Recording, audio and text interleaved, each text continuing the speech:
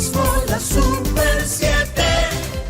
Laura, ¿cómo se están manejando ustedes? ¿Cómo van las relaciones entre ustedes como Copardón y el gobierno?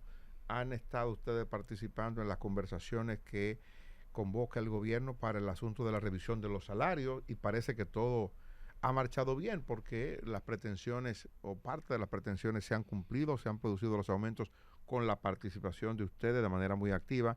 Pero hoy día, ¿cómo eso anda? La verdad es que hemos tenido muy buena relación con el gobierno y con mismos sindicalistas, porque nosotros compartimos espacios tripartitos Sí. en tema de salario, en tema de seguridad social y demás. De hecho, cuando iniciamos en Copardón, iniciamos ya con el tema salarial encima de nosotros, cuando era un tema de conversación de mediados de año, que era lo que se estimaba. Sin embargo, viendo el tema de la inflación, como terminó el año pasado en 7.83, nosotros entendíamos que íbamos a tener un aumento anticipado y necesario. Y en ese sentido, nosotros como sector empresarial fuimos muy responsables en lo que nos corresponde a nosotros de tratar de llevar el aumento a lo mejor que podíamos manejar. Y por eso entonces llegamos a ese acuerdo de un 19 dividido en dos partes, un 15% efectivo 1 de abril y un 4% efectivo 1 de febrero del año que viene. Incluso nosotros planteamos en la mesa que fuera diferente para las microempresas y para la pequeña, porque la realidad de esas empresas es muy diferente a la mediana y la grande. Sin embargo, pues no pudimos abogar por un aumento diferente y todo fue igual para los 4 renglones que tenemos de empresas, clasificaciones. Y luego, 1 de mayo también se aprobaron zona franca y después 1 de junio el aumento del sector turismo. Realmente hemos tenido una mesa de diálogo muy abierta y respetuosa en las 3 negociaciones de salario y así nos hemos mantenido y de hecho mantenemos un canal abierto de conversación puesto que estamos con temas de revisión de Código de Trabajo y revisión de la Ley 8701. Don Dani, usted me preguntaba que también cuáles eran los temas que nos preocupaban y yo le hablaba de la Ley de Seguridad Social.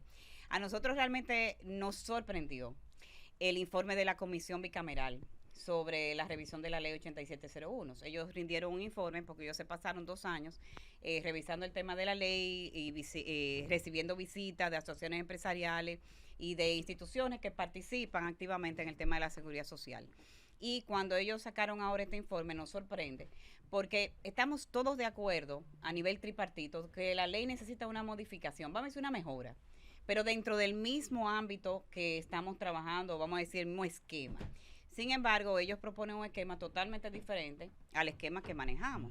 Ellos proponen, en el caso de pensiones, volver a un reparto, o sea, un plan de reparto, cuando lo que teníamos antes de la Ley de Seguridad Social era un sistema de reparto que no funcionó. Entonces, realmente vemos como un retroceso lo que ellos están planteando, porque ellos plantean que todos los empleados que ganen 4 veces el salario mínimo del sector público, que son 40,000 pesos, pasen al sistema de reparto. Ese es el 92% de los empleados del país, independiente, o sea, privado, público, un 92%. Entonces, yo me pregunto, ¿dónde está algún estudio actuarial o algún estudio financiero que respalde esa posición de esa comisión bicameral? Porque si usted le va a pasar al Estado lo que es el sistema de pensiones y le va a poner de reparto, donde establece ahí en ese informe que se van a pensionar con un 60% de su salario en algunos casos, o un 70%, donde en el presupuesto de la nación usted va a consignar ese presupuesto que tiene que establecer. Entonces, por eso es que nos cuestionamos un poquito sobre ese sistema que ellos están proponiendo. Y la verdad es que nos preocupa muchísimo porque ya es un informe real que en algún momento se pondrá en agenda en la Cámara de Diputados y luego en el Senado. O sea que hay que ver con pinzas. ¿Ustedes no fueron de los sectores consultados en ese momento? Sí, claro. Nosotros fuimos consultados, así mismo fue todos los sectores que participamos y lo que nosotros propusimos y la mayor parte del sector empresarial era una modificación dentro del mismo sistema, de ponerlo a operar mejor, de que el catálogo de prestaciones de la seguridad social, del seguro familiar de salud tenga mejores prestaciones, que podamos hacer los aumentos de inclusión de servicios más rápido. Todo eso nosotros lo propusimos, sin embargo ellos sacan y proponen un sistema que ni siquiera existe en ninguna parte del mundo, algo diferente. Entonces nos preocupa mucho porque pensábamos que iba a ser algo diferente, algo que propusiera una modificación, una mejora del mismo sistema, porque la verdad que este sistema, aunque mucha gente lo critique, quizás no se ha sabido comunicar las bondades del sistema, comparado a lo que teníamos anteriormente y lo que tenemos hoy en día. Nosotros tenemos hoy en día en el Seguro Familiar de Salud el 98% de la población asegurada. Antes del sistema teníamos solamente un 12% de la población. Tenemos un sistema que no discrimina ni por edad ni por enfermedad. Usted puede entrar, sea diabético, sea hipertenso, no importa que tenga una enfermedad preexistente o congénita, puede entrar al Seguro Familiar de Salud. Hace aproximadamente un año en el Consejo de la Seguridad Social hicimos mejoras sustanciales. Se incrementó el trasplante de órgano de riñón a 3,5 millones de pesos al año. Se incluyó al donante, que no estaba incluido el donante. Se incluyó también mastectomía, reconstrucción mamaria. Se aumentaron las medicinas de quimioterapia hasta 2,090,000 pesos por año. Pero hay cosas, Laura, que tienen que ver, por ejemplo, después que usted termina de la edad productiva, pensionado, y te quitan el seguro de repente. Bueno, entonces son las mejoras. Sí, que nosotros mismos hemos propuesto como parte de la mejora del sistema. Que una persona que haya trabajado toda su vida y ya vaya a acceder a pensiones, que hay que buscar un mecanismo para que continúe en el Seguro Familiar de Salud. Y la humanización ha tenido también que ver dentro de la política del Estado, el Seguro Nacional de Salud, que tiene el régimen subsidiado, que ahí está una parte importante. Claro que sí. De gente que no puede pagar, que no está productivo. Ahí hay una gran parte de la población, el subsidiado. De hecho, en los últimos 2 años, hasta el 2022, se incluyeron 2 millones de personas nuevos en el subsidiado. Por eso es que digo que tenemos casi la población completa incluida.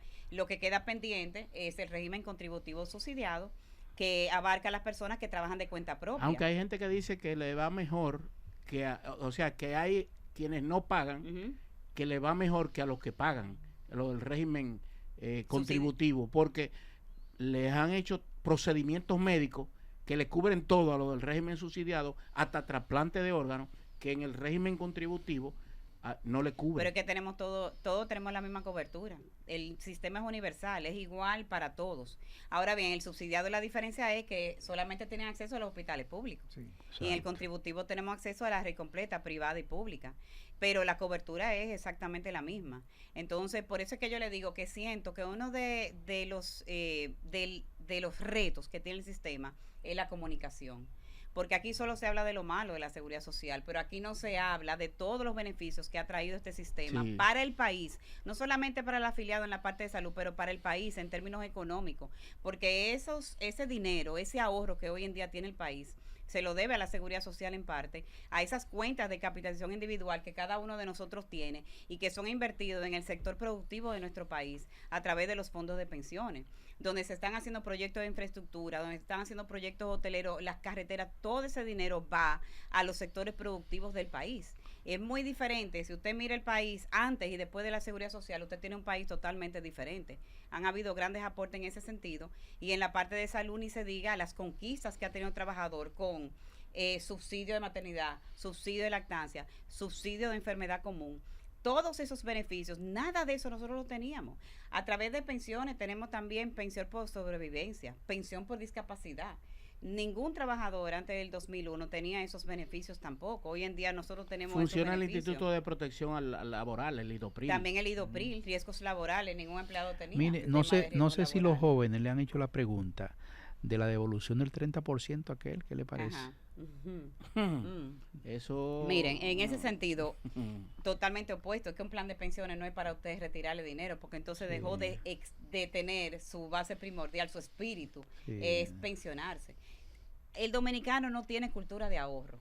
Si nosotros no ahorramos obligatoriamente, difícilmente ahorramos. ¿Y por qué que el dominicano es así? El clima, que no hay amenaza. No, es que yo creo que tiene que ser algo, de Estado, una política que promueva el tema del ahorro, o sea, que haya una tiene que campaña. ser casi compulsivo. Sí, bueno, y ese ahorro lo tenemos porque es obligatorio, Laura, porque nos lo descuentan a todos. Sí, del 30%. Laura, pero ¿qué le parece que siguen con el intento de subirle la edad para hablar del dinerito? Es verdad que los dineros no se pueden soltar así, pero yo con 65 años, mi querida Laura, como dice doña Laura, niña Laura, 65 años, 70 años, esperar una pensioncita y no me da ni para la medicina. Está jovencito con 65. 70 años, sí, pero yo no tengo nada. Yo solamente cuento con la pensioncita. Aquí anda cualquier Entonces me muchachito de 80 quieren bailando. subir 2 años más. Miren, realmente... Es niña Laura, como dice el señor aquel. Miren, ese tema de... Hay un reto muy grande en el tema de la seguridad de la ley, y es cómo mejoramos la pensión. De eso no hay ninguna duda. Sí. Porque hablamos de la tasa de reemplazo, que es promedio un 28%, la de nuestro país, si uno toma todos los fondos de pensión y calcula. Y ese es un gran reto y una de las formas, porque no podemos inventar el agua tibia, de mejorar las pensiones. Hay dos maneras. Sí. Una es, usted le aporta más de manera voluntaria, ¿eh? No voy a decir que se van a incrementar los aportes, no, sino que la ley permita que el que quiera aportar un poquito más mensual pueda hacerlo, y el que quiera aumentar su edad 1 o 2 años, porque hace una diferencia, porque también lo puede hacer. Déjeme decirle que la semana pasada se celebró en Washington una reunión sobre temas pensionales, y el título era Sociedades más longevas. ¿Por qué? Porque estamos viviendo más y la expectativa de vida es mayor.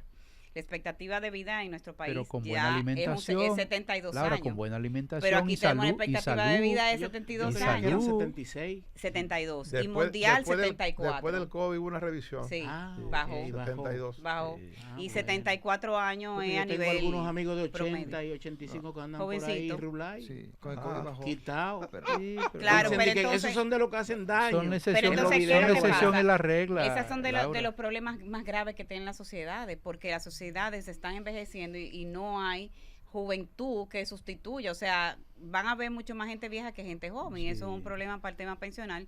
Entonces hay que buscar la manera de que las pensiones rindan un poquito más de sí. tiempo, porque la gente está viviendo más. Laura, de manera puntual, es evidente que hay que reconocer que ha habido avances, sobre todo en la parte de la salud y en los ahorros que tenemos para el retiro. Me decía un experto que la ley de seguridad social, en la parte de la salud, no hay prácticamente que hacerle muchas cosas, sino hacer que se cumpla, Exacto. sobre todo con la atención primaria y quizás con algunos ajustes, como usted decía. La gente que se retira y no tiene luego el seguro médico, bueno, ver qué se puede hacer en esa materia. Pero con respecto a lo de las pensiones, al retiro de los trabajadores, que ustedes, tan pronto el Congreso dio a conocer el informe con algunas propuestas que se han hecho, Sí. ustedes reaccionaron y dijeron, no estamos de acuerdo con un sistema nuevo de reparto, por todo lo que implica. Ahora bien, ¿cuáles han sido los planteamientos puntuales de la Copardón con respecto a la parte de la seguridad social y el retiro del trabajador? Puntualmente, ¿qué es lo que ustedes han planteado como soluciones al problema? No, básicamente esos dos puntos que yo te estoy comentando. O sea, no hay, o sea, el problema del país con el tema de la tasa de reemplazo es la informalidad. Cuando usted dice, pero que República Dominicana se van a pensionar con un 20% de salario o 25%, es porque usted está cogiendo todo el grueso de los fondos de pensiones y le está sacando una media. Pero ¿qué sucede? Hay personas que entran al empleo formal y salen del empleo formal muy a menudo, entonces no tienen un aporte que es continuo en el tiempo. Eso deprime el tema del crecimiento del fondo de pensión. Entonces hay personas que si usted toma y le hace una proyección, quizás se van a poder pensionar con un 30 o un 40% de su salario. Sin embargo, el que entra y sale del sistema no va a tener ese mismo resultado. Entonces, uno de los temas que nosotros hemos visto es que si se resuelve el tema de la informalidad, que si se disminuye la informalidad, podemos tener una tasa de reemplazo mayor, porque tú vas a tener las personas que van a durar más tiempo en el empleo formal, en vez de entrar y salir. Eso les afectaría menos. Si tú aportas continuamente 30 años, no es lo mismo que si tú aportas un año, otro año no, y te sale y entra. Eso sería uno de los temas más importantes para solucionar el tema de pensiones. ¿Qué tanto ha afectado para que el sistema de pensiones sea más eficiente? ¿Qué tanto ha afectado tener tantos sistemas de pensiones en el país? En principio se habló de tener un solo, pero aquí tenemos un sistema de pensiones en la Cámara de Diputados, tenemos uno en la Junta, tenemos uno en la Justicia, tenemos uno en la Cámara de Cuentas, tenemos como 7 u 8 o 10 sistemas de pensiones, y quizás más, como usted comienza a calcular. ¿Qué tanto nos ha afectado eso para el retiro? Nosotros en proporción no, pero aparte de la informalidad, todo el mundo debe de colaborar al mismo sistema. Entonces, a nosotros lo que nos sorprende es que los legisladores legislan para nosotros, pero ellos no son parte del sistema. O sea, esas son de las incongruencias que uno no entiende. Ellos ¿Cómo son es que parte de nosotros Ellos aportamos? legislan aparte para ellos. Exacto, entonces como ellos no aportan al sistema de la seguridad social, entonces también ellos debieran, cuando se haga la modificación de la ley, ellos deben de poner el ejemplo en la casa y ellos deben también de aportar al sistema de la seguridad social. Mire, antes de que se nos vaya Laura, yo le debo preguntar sobre una cuestión que la semana pasada se volvió a tratar. Tiene que ver con el financiamiento de los partidos, financiamiento de campaña, fondos para financiar los partidos, establecimiento de topes. ¿Ustedes en el sector empresarial han estado manejando el tema? ¿Le ha contactado la Junta Central Electoral? ¿O qué preocupación le puede generar a ustedes esto? Miren, nosotros en Copardón no manejamos ese tema, obviamente no nos han contactado, pero sí les puedo decir que como sector empresarial entiendo que se deben de establecer quizá topes, pero también debe de buscar la naturaleza de ese dinero que se invierte en campañas políticas. Así como las empresas, por ejemplo, yo que estoy en el sector asegurador, somos sujetos obligados de la ley de lavado, pues también los partidos políticos tienen que tener un tema de escribir, de declarar de dónde vienen esos fondos que le aportan a su campaña. Es una manera de que no sea una sorpresa después, que no sabíamos de dónde era que venía el dinero. Y eso es una manera de que los mismos candidatos se cuiden en salud y sepan realmente cuál es la fuente de donde provienen esos recursos de la campaña. parte que tiene que ver, Laura, con el aporte del que emplea y del empleado que aporta. Hay gente que te dice, esos cuartos son míos, en mi cuenta de capitalización individual yo tengo tanto, Sí. y esos son míos, pero no sabe a lo mejor que la mayor parte la puso el empleador. Así Él mismo solo es. puso una cuarta parte, ¿El 30%? una tercera parte Exactamente. de eso. La empresa pone un 70% y el empleado pone un 30%. Pero yo me voy más lejos. Hoy en día, cuando tú sacas el rendimiento que tiene un fondo o una cuenta de capitalización individual, el 50% de los intereses generados. Entonces, eso es importante que la gente entienda que ese dinero usted no lo va a poder conseguir de manera individual en una cuenta. Eso viene porque es volumen que se maneja, Claro. y todos entonces nos beneficiamos de esa negociación que hacen las AFP a través de todas las inversiones que colocan. Y entonces es importante eso que tú dices, Omar, que los trabajadores sepan que el 70% de los aportes lo pone el empleador y el 30% lo pone el trabajador. Eso es así. Bueno, vamos a darle las gracias a Laura por acompañarnos. Gracias Laura a Peña ustedes. Izquierdo. Hoy mismo la Super 7.